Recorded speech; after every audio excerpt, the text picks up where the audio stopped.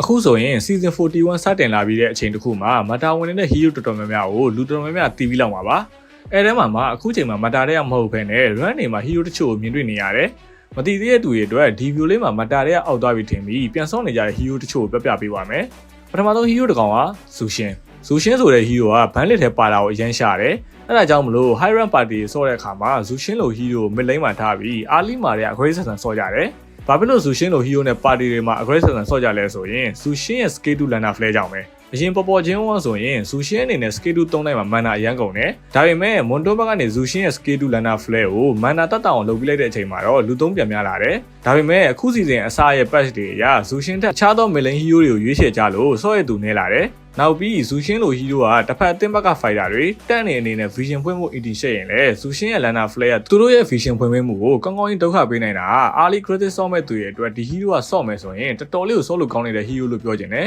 နောက် hero တစ်ကောင်ကတော့ Selena ဆိုတဲ့ hero ကို run နေမှာအစား mate တင်မဟုတ်ဘဲနဲ့ roaming လိုနေရာထိပါဆော့လာကြတယ်နောက်ပြီး early ပိုင်းမှာတည်းကသူ့ရဲ့ vision တွေ stand နေနဲ့တော်တော်လေးကို ion နောက်အောင်လုပ်ပေးနိုင်တယ်နောက်ပြီး roaming နေနဲ့ဆော့တဲ့အခါမှာလည်းတခြားသော Roma တန်တွေ sport hero တွေလောက်ခေါင်းတော့မဝင်နိုင်ပေမဲ့သူ့စီက skill 1 vision ပြရတယ် skill 2 arrow နဲ့ vision ဆက်တာတွေကကိုအသင်းဘက်က massman တွေဂျန်ဂလာရဲ့အတွက်တော်တော်လေးကိုအထောက်အကူဖြစ်တာကြောင့် main အနေနဲ့ပဲကန် Roma အနေနဲ့ပဲကန်တော်တော်လေးကိုအဆင်ပြေတဲ့ hero ပါအခုပြောရတဲ့ hero တွေကအားလေးပိုင်းမှာတွေကအသင်းအတွက်တော်တော်လေးကိုအဆင်ပြေမဲ့ hero တွေဖြစ်လာမလို့ brother အနေနဲ့အခု run မှာဒီ hero တွေကိုကန်ကြည့်ပြီးအနိုင်ရအောင်ဆော့ကြည့်ဖို့အကြံပေးခြင်းနဲ့နောက် hero တစ်ကောင်ကတော့